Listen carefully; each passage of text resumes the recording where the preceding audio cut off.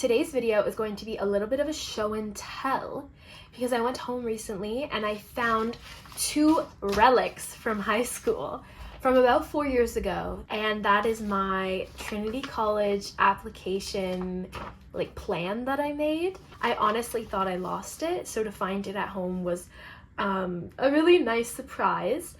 And although I wish I still had my full application, I did lose access to it. But yes, I'm gonna go through the questions that I answered and the essays that I wrote for my Trinity College application. Because if you don't know, I am in Trin, and this has kind of been what I've been doing for the last 3 years. I've been chatting to you guys about what life is like at Trinity College, the mistakes that I've made, the lessons I've learned, the experiences I've had.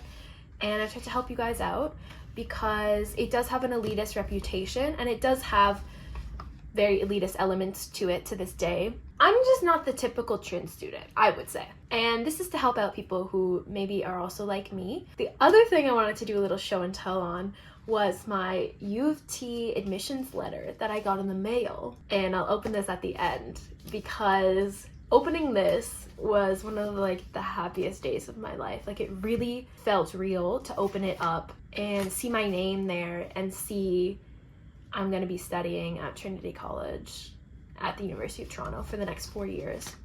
And it's going to determine a lot about my future. So let's get into the questions.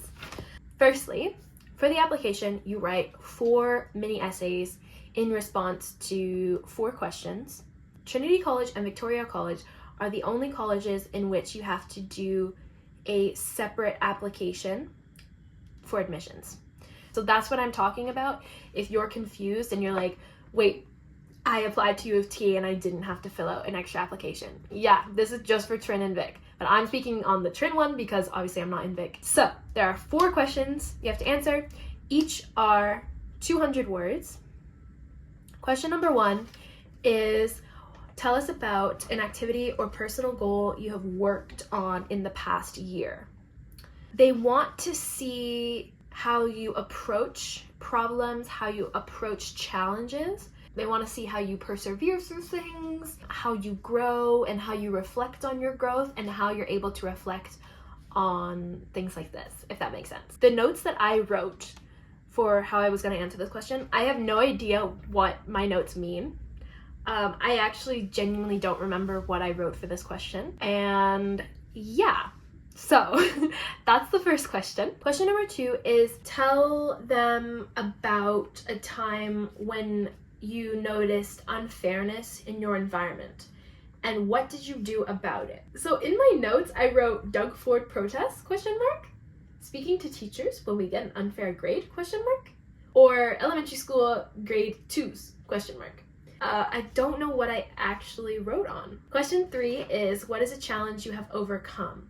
Now, I do remember answering this question, and I spoke about my imposter syndrome. And then question number 4 was, describe a time you helped somebody. And I wrote about a volunteer experience that I did with a little girl named Penelope. I loved Penelope. Those were my 4 mini essays, you could say. To call them essays is kind of wrong because 200 words is not an essay. And they don't expect you to have a thesis or anything. It's just, you just write the answer. Also, this is more of a commentary to the Trinity College administration. Hi guys. You need to update your website and the application stuff and the portal. It's just so janky, and it's from 2005, I'm sure. So what I would just say to all these questions is nothing I wrote about was particularly important in the grand scheme of the world, if you get what I mean. I didn't write, I didn't have important things to write about. I didn't start an NGO when I was 13. I never volunteered in Mozambique building houses. I didn't find a cure for cancer. I just wrote about what my world was. And they're not judging you on your accomplishments. They're judging you on how you respond to challenges, how much compassion you show, your leadership skills, your, perseverance, because they just want to see your character and if you're going to be a good fit for the community and if you're basically a good person. But don't worry if you feel like you haven't done anything like important in your life and you have nothing to write on, because I had nothing to write on other than like my personal experiences at school and with friends and like my volunteering stuff. So that's what I would say on that. Oh, and this is also my high school graduation picture. I look so damn weird.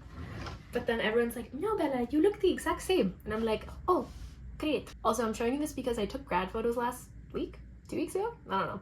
So this was grade 12 graduation.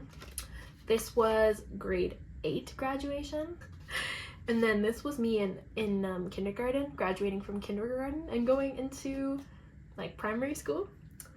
And maybe I'll put up a little picture of watermarked graduation picture because I haven't ordered them yet. So this came in the mail for me. I don't know if they send these around the world. I would hope that they would, because it's really cute to get something in the mail. But yeah, this came in the mail for me, and you open her up and it says, congratulations, we are delighted to offer you a place at the University of Toronto. And then it's my full government name, nobody needs to see.